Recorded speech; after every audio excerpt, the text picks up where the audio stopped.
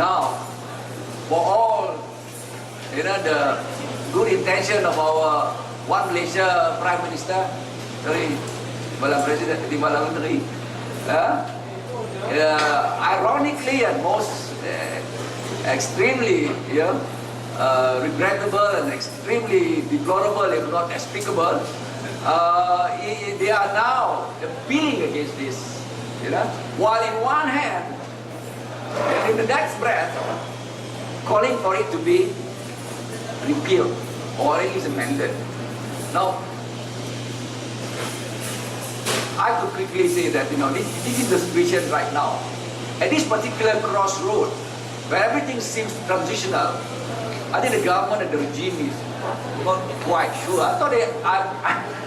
I believe, and I wouldn't want to believe this, but now I have got to believe this, that somehow they have not thought through, or particularly the Premier, particularly the Najib Razak. I think he's caught. He's caught between a hard rock. He's caught between a rock and a hard place. For every one step he moved forward to transform, and the next breath, when faced by Makassar, now Kedah, he takes 2 steps backward. I couldn't imagine, when you are all for repealing of this particular piece of legislation, right? How could you ever imagine the same regime, the same government, and the same Prime Minister is appealing against the decision of the court? So that doesn't die. That is certainly ironical, to say of the least. Now, and worse still, of course, if I can just sidetrack, is when I think this is what I'm going to say it. I always speak without fear of favor, and here I speak not as a class MP. I always, when it comes to bipartisan interests, I always go beyond partisan. Hisham understands me well. If you come to my blog, if you have written my blog, you know where I stand. I'm a Democrat. I'm an Islamist Democrat. I really truly believe in democracy as a system that would bring about that level playing field where every one of you, for whatever your conviction and your ideological belief, I may differ with you, but I will defend your right to express and to struggle and to establish your conviction and your belief. And that is the defining criteria of a Democrat. And I happen to have Islam as my ideology, and I believe that I deserve, the same treatment, to be respected. Some people, when immediately they say you are Islamist, you are dead meat, they don't even look at you, But I will tell you this afternoon that I'm an Islamist Democrat, but I truly believe that I uphold that defining criteria of a Democrat, meaning the ability to dissent, the ability to manage, dissent and differences in a democratic, civilized way. Right. So coming back to this piece of legislation, you think about it. All universities, they have got their statute, right? Really, if you care to ponder and reflect over this, in the final analysis, you would concur with me that really you do not need a piece of legislation called the College University Act. Because if organization, administration, and empowering students was your intention in the first place, that are all provided for by all universities, USM, UTM, all of them. All universities have got their statute, and they have got their board, they have got the Senate, they have got everything in place. But because of this piece of legislation, it has taken over. And where is that freedom? And where is that, where is that integrity? Where is that personality of the university?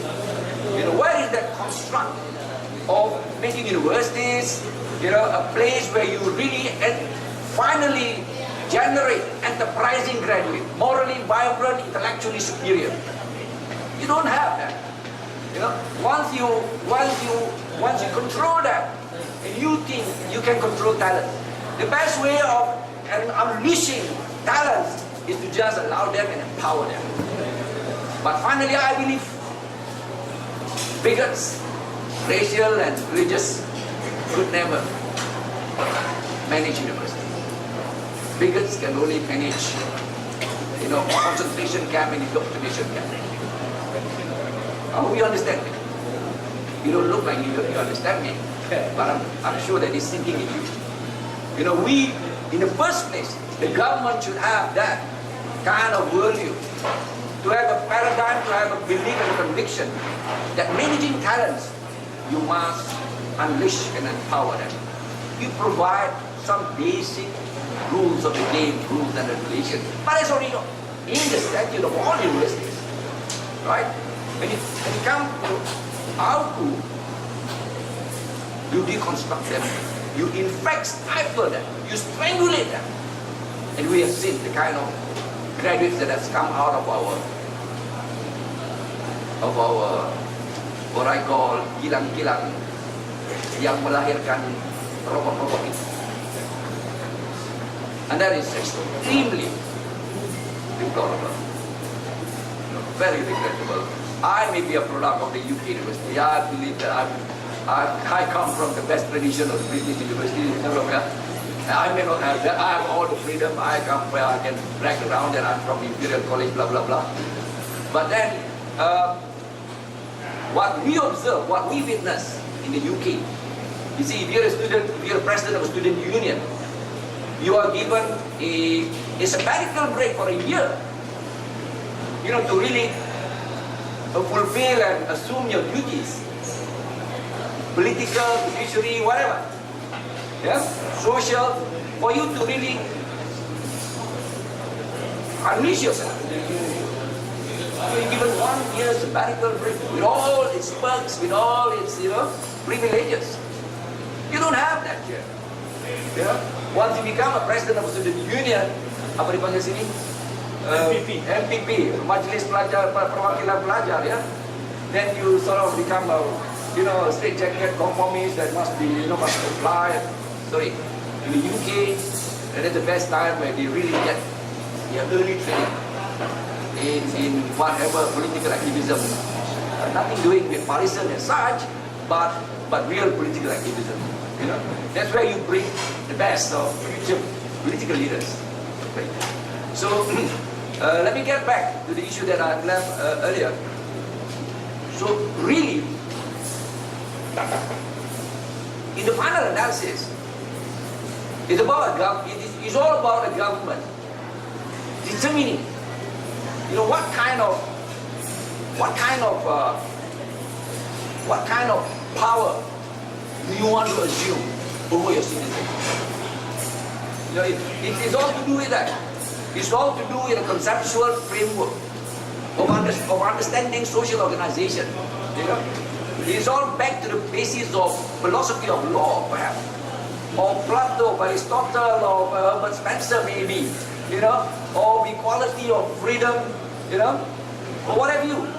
I may have my own perspective from Islamist perspective, but I could understand coming from the other conviction and ideologies. But at the end of the day, a government, particularly the VN government, must decide. You got to decide. You got to decide, because you can't be saying one thing and doing another in the next breath. And that's what you are saying. I could see. You call for liberalization, and the next moment you are competing with the private sector. You invite private investment. At the same time, you are competing them. You are in fact expelling them, and you are taking over them. Look at the ENO, and look at the SPC. Now all these are very confusing signals that you are sending. In the entire, not just political. Now back to this. So in the universities, the government must decide over to what extent, to what extent do you empower your ivory towers, to what extent do you empower the best brain in the nation? Could they be allowed to express, publish or perish kind of thing? Can they be expected to be able to, do they have, I'm not saying unbridled freedom, but what I'm saying are, all within that statute of the universities. Now, you have got to decide. The government has got to decide. But with this piece of legislation, you didn't need. I mean, you are as good as, you know, how much you score, whether first class or upper, you know, second upper, whatever, you know, but nothing doing with your activism and, you know, particularly in relation to, you know, what is outside the realm of your campus. Because the campus is a microcosm of the society at large. You know, whatever is happening outside should reflect within your campus. So the earlier and the sooner you get sensitized to that, you get politicized to that, you know, you are in fact preparing that kind of graduate that can relate to the real world. You can be the capitans of industry, you can be a financial wizard, or you can be an auditor, you can be an accountant, engineers, what have you, or whatever. You know. But the fact remains that at the end of the day, you must relate to the bigger, broader constituencies of the society, cutting across the whole entire segment of citizenry, of electorates, of voters, or whatever. Yeah. So here again, I come to challenge the very basic philosophy of this piece of legislation. And because of that, in no uncertain terms, very categorically, you could not just amend this piece of legislation. You just got to repeat it. No doubt about that. No two way about it.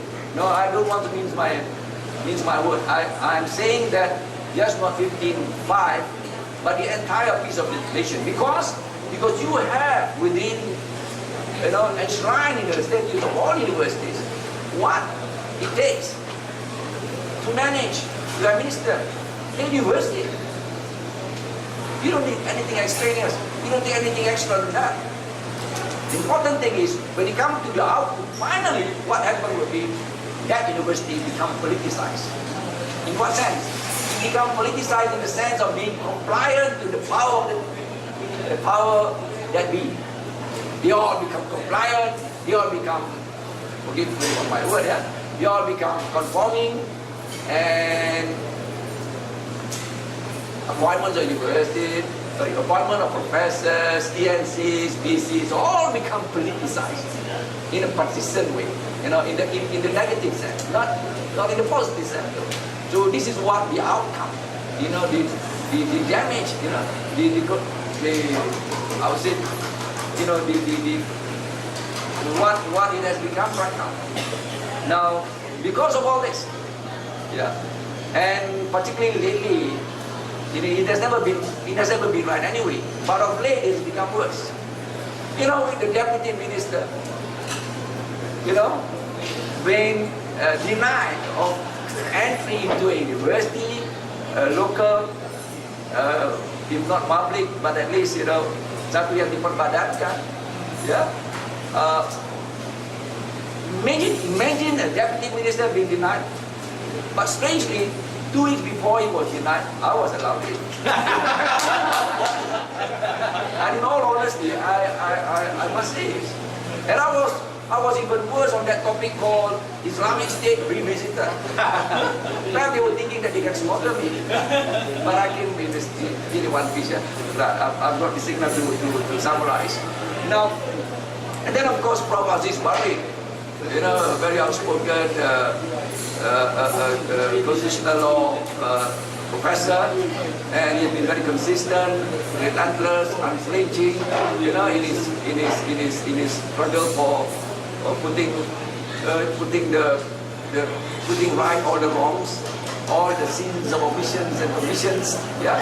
So I must summarize by saying, in all earnestness and honesty, yeah, in the interest of just not only the students but as well their lecturers, the entire institution of higher learning, this piece of legislation must be immediately repealed, and we don't need another one because all universities are well managed by their university statute anyway. Thank you.